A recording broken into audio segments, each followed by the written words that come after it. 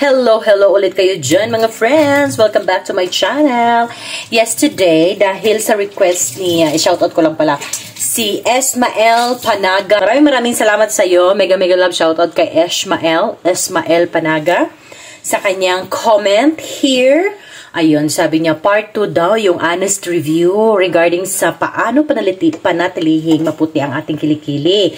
So, unang-una po mga kaibigan, maswerte lang tayo, no? Kasi hindi lahat ng tao ay nabiyayaan. Kasi meron talaga yung natural lang na itim. Natural na, you know, maitim yung kilikili. Hindi dahil maitim sila, meron talagang ganun. Kasi depende yan sa balat. Depende talaga sa balat. Ngayon, nagparaswertihan lang kami dahil yung balat namin elastic. Shoutout kay Ate Inday. So anyway, so yun mga kaibigan. So ano ba yung honest review na sinasabi ni Ismael? Honest review talaga yun, Ismael. Wala talaga akong ibang masasabi. Kasi, yung paggamit lang nitong lemon, hindi naman agad-agad na paggamit mo, ipuputi na agad-agad. Siyempre, it's, you know, continuous. Basta, yung, ano ba yung Tagalog ng continuous?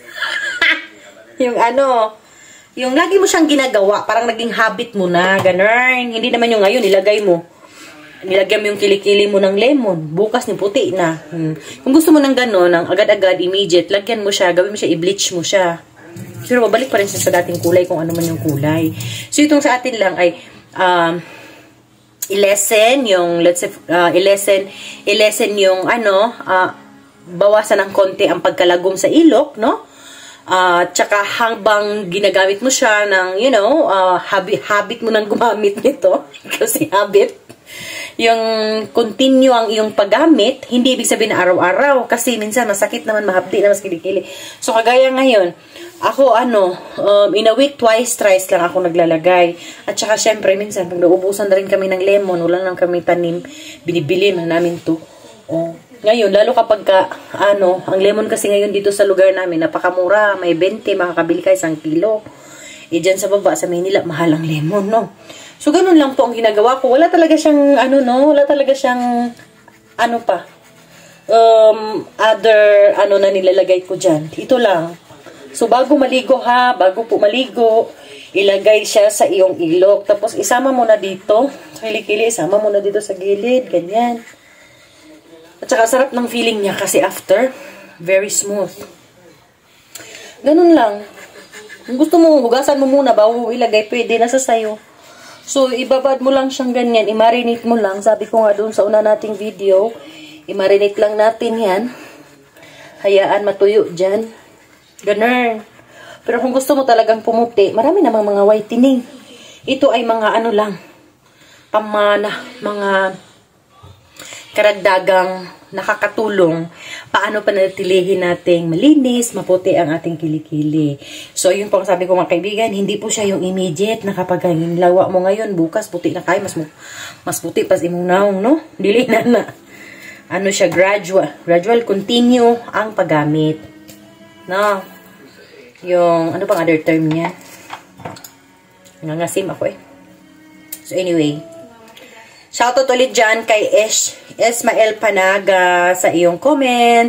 Ako'y natutuwa naman nagko-comment ng mga ganyan-ganyan dyan. Ayan,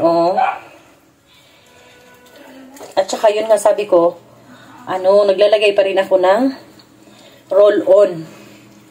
Kasi nga, protection yun. Kita na itong bra. Protection natin yun sa ating mga makakasalubong, diba? Yung roll-on.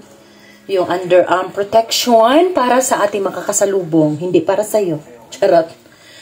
At, para talagang kasi, umitim din tong kilikili ko noon. Mayroon akong nagamit na roll-on na kakaitim ng kilikili, totoo. Kaya kailangan mong, mag-recommend ka nga yung nakakaputi ng kilikili na roll-on or na underarm, deodorant, ganun. Hindi ako makasabi. Kasi iba-iba iba-iba ang tanggap ng chemical ng katawan natin sa mga nilalagay natin sa katawan natin. Depende kasi yan. So, ikaw lang talaga makakadiscover niyan. So, kailangan mo lang kailangan mo mag-experiment. Tapos, titignan mo kung saan ka mas hiyang. Sa akin, ang ginagamit ko po ay Old Spice. Old Spice siya. So, normally, parang ang gumagamit nito talaga is men. Pero wala mang nakalagay na men lang. I don't care kung babae, lalaki. Pero ito na talaga. At dito na talaga ako nahiyang. Madami na akong ginamit. May Secret, may Rexona, ano ba yan? Nivea. Basta madami na akong nagamit na ano. Pero dito lang talaga ako nahiyang sa Old Spice. At saka mabango siya. Mabango siya. So yun yung ginagamit ko. At saka hindi siya nakakaitim ng kilikili ko. Kasi meron talagang nakakaitim na kilikili na deodorant. So kailangan mo lang talagang ano. Meron akong nagamit noon sa Avon. Uy, grabe. Grabe yung kilikili. Meron pa yung, ano ba yun? Yung whitening. Something ka nakalimutan ko na. Basta madami na akong nagamit. Kasi talagang ano.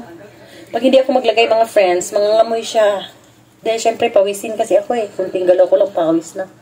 So ang kailangan ko yung roll-on. O yung deodorant na magstay siya for 48 hours. Ganun. At saka yung anti-pawis. Pero yun talaga yung nahiyangan ko. So, hindi ko naman masabing over na talaga pagkaputi. Sakto lang naman, no? Yung hindi, yung sakto lang sa kulay mo ba? Hindi yung mas maputi pa yung kilikili mo sa mukha mo, ganun. Buti pa itong kilikili ko, walang tigawat eh. Itong mukha ko over, tigawat na. Ganyan. So, nakakatanggal din siya ng amoy. Kahit pa paano, ano? Ayan, mga kaibigan. So, wala talagang other secret. Honest review. Yan lang po ang honest review ko po. Ismael Panaga, maraming salamat ulit sa iyong pa-comment dyan and pa-request. I really love it. Charot. So, yun lang. Dito na magtatapos ang ating part 2. Kung ano pa talaga daw ang honest review ko dito sa paano panatilihing maputi ang ating kilikili. Nga pala, kapag katapos ka na sa kilikili mo, naglagay ka na, tapos mo na siya, at mayroon pang mga katas-katas yung lemon na ginamit mo, kanya isang buong lemon, marami pang katas, no? Gamitin mo siya din ilagay dito sa siko mo. Kasi maliban sa na ano niya yung siko mo, hindi siya dry tignan at papantay yung kulay ng siko mo sa iyong balat. Kasi di ba mayroon minsan yung parang iba yung kulay ng siko kaysa sa dito mo, kaysa sa balat mo dito banda. Kaya pagkatapos mo ilagay sa kilikili, ilagay mo rin sa dito sa gilid. Ganyan, no? Sus, ganyan lang, oh. Ayan. Diba? Pantay yung kulay nila. Kahit pa paano, pantay. Hindi naman natin kailangan. Kung gusto mo talagang puting-puti, edi mag-ano ka na, magpabelo ka. Huwag ka nang maganito kaya pagod-pagod ka lang mag-lemon. Kung marami ka lang pera, ay naku, pumunta ka na kay Belo. Huwag mo nang pahirapan sa kalisod ang sarili mo, no? Ganyan, oh. Ganyan siya. Pwede mo rin itong gamitin sa mga singit mo. Kasi di ba may itim naman talaga yun sa mga singit. Posible namang may singit na maputi. Hindi ako naniniwala dyan. Oh, pwede mo rin siyang gamitin. Tsaka maganda siya. I-try nyo, no? Yung lemon or calamansi. 30 minutes bago ka maligo. Maglagay ka nun, tapos ipa-dry mo sa buong katawan mo. Ang sarap ng feeling. Para ka nang ano ka. Ang tawag niyan? Nag-detox. Ganda, sarap ng feeling niya. Lambot ng feeling mo. Tapos yung, lalong-lalo na kayong, ako kasi nantok na ako, naliligo lang ako bago matulog eh. Ayoko maligo yung aalis ng bahay, tapos maligo. Kunyari, papasok sa opisina. Ligo muna ako na, hindi. Ligo lang ako pag matutulog na. Kasi yun, feel ko talaga na parang ang linis ng katawan. Tapos ang sarap maghiga, ang sarap magbuka-buka ka, ganun. So yun ha, mga kaibigan, pwede nyo siyang ilagay dyan. Ayun. Sa siko natin, para hindi dry ang ating siko. At hindi rin kakaiba ang kulay. Mag-lotion, isama ang siko. Yung mga ganito. Yun lang. Yun lang po ang ating mga tips. You know, mga simpleng tips lamang mga kaibigan na ating nakakaligtaan na pwede naman talagang gawin. Pero nakakaligtaan lang natin. Kasi masyado tayong busy sa world of today. Shoutout sa lahat. Yun lang po ang masasabi ko. Shoutout sa lahat. And malapit na po tayong mag 4,000 pieces. Maraming salamat sa inyong mga pagtangkilik. Lalong-lalo na dun sa mga legit talaga natin na mga supporter.